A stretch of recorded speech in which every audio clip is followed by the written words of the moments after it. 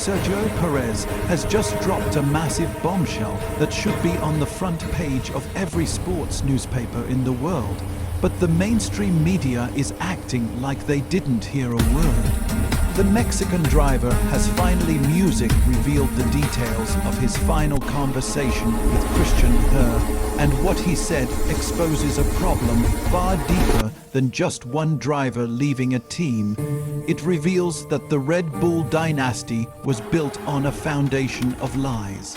Let's look at the cold hard facts. Perez recounted asking her directly, "What are you going music to do when it doesn't work with Liam Lawson?" The answer was a vague, "Well, we have Yuki Tsunoda." So Perez music pressed him again, and when it doesn't work with Yuki, and here is where it gets truly dark. Her allegedly replied, "We don't have many drivers left." Projections for Alpine Perez didn't hold back, telling him, "Well, then you're just going to burn through all of them," and her simply confirmed it. Yes, I know, music, but there is more to this betrayal. Perez revealed something that explains exactly why the Red Bull structure collapsed from within. He claims her sent him a crystal clear message at the very beginning of their journey. He told him, "Look, we are running 2 cars because we have to, but this entire project was created for Max. Max is our only talent." In other words, music since 2021, Checo knew he was nothing more than a second fiddle. He knew the car would be developed exclusively around Verstappen's unique, aggressive driving style, and he agreed to it anyway, but the question no one is asking is this. If you build an entire multi-billion-dollar team around a single driver, how can you possibly expect the second driver to perform? Perez explained the mechanical side of this trap perfectly. In 2022, when the car was heavier and more stable, he was actually faster than Max in the simulator. He arrived at race weekends ready to win, but Perez summarized the agony of that position in a way that truly hurts. "If I was faster than Max, it was a problem, and it created a toxic, tense atmosphere. If I was slower, it was a problem for the results. There was no escape. No matter what he did, he was wrong. It was a psychological war. Music was never meant to win." Was Perez right? Was the second Red Bull seat a poison chalice from day one? Or is he just looking for excuses for his music downfall? While the Perez drama unfolds, another seismic event is rocking the paddock. A financial earthquake that the big F1 outlets are pretending is just speculation. Christian Her, the man who recently left Red Bull in disgrace, is reportedly leading a consortium to make a partial purchase of Alpine, a team now valued at a staggering $2.5 billion. And the craziest part, Flavio Briatore apparently found out about it on Twitter just like the rest of us. Let's put the numbers in your face so you can understand the magnitude of this. In 2023, Atro Music Capital bought 24% of Alpine for $670 million. Just 2 years later, Her and his investors are offering $600 million for a stake that would value the team at $2.5 billion. That is a 273% increase in just 24 months. This isn't normal business growth. This is speculation on steroids. A sports market finance expert did the math. The original investors are looking at a 90% compound annual return. Compare that to a standard private fund, which might see 10 to 15%. Hero is offering 6 times that. For an investment group, this isn't a conversation. It's a sold sign. Briatore was brought into Alpine to save them, but everyone knows he's the real man in charge. He has power, influence, and a decades-long friendship with Her. But will he step aside?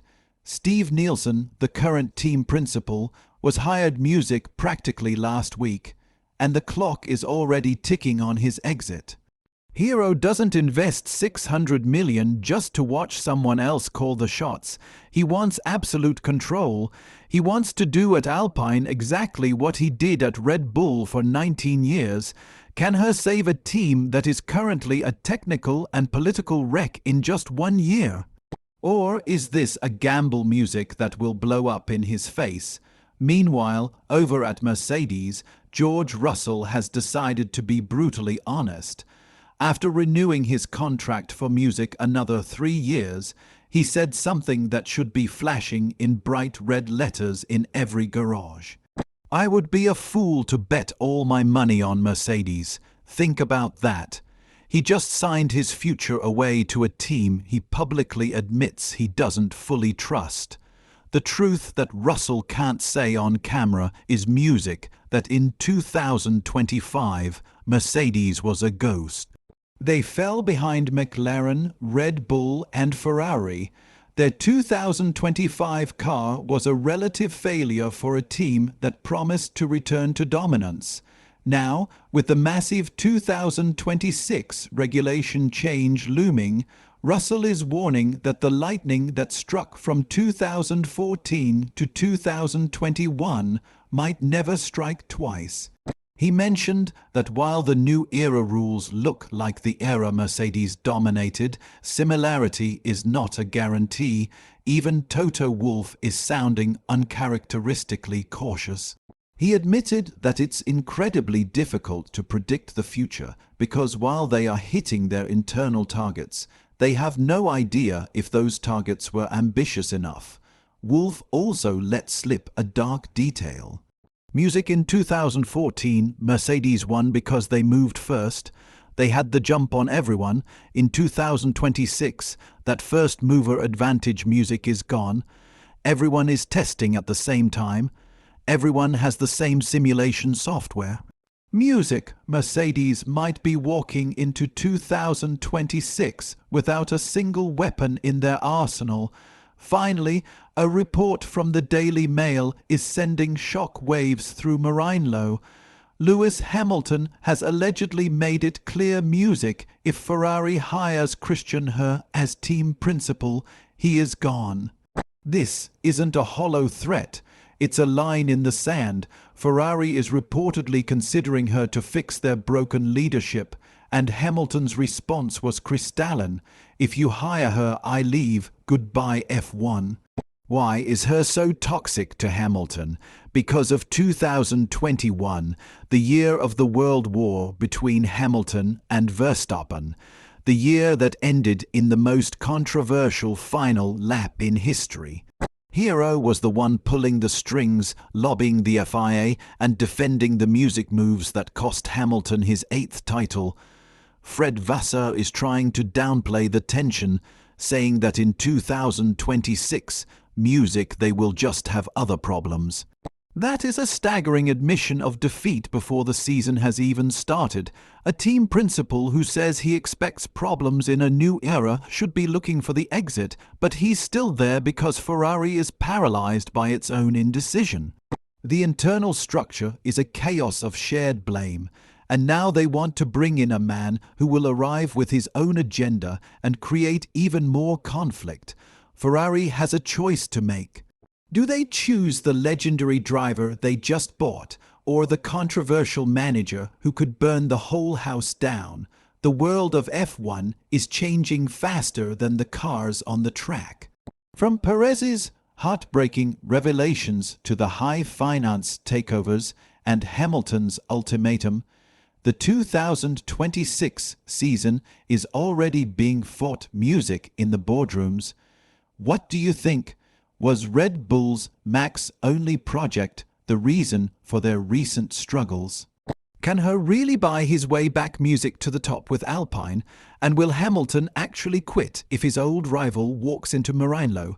Music the drama is just getting started. If you want to stay ahead of the curve, make sure to leave a like, subscribe to the channel and hit that notification bell. We are tracking every move in this too. £5 billion war. Leave your comments below. I want to know which side you're on. We'll see you in the next analysis.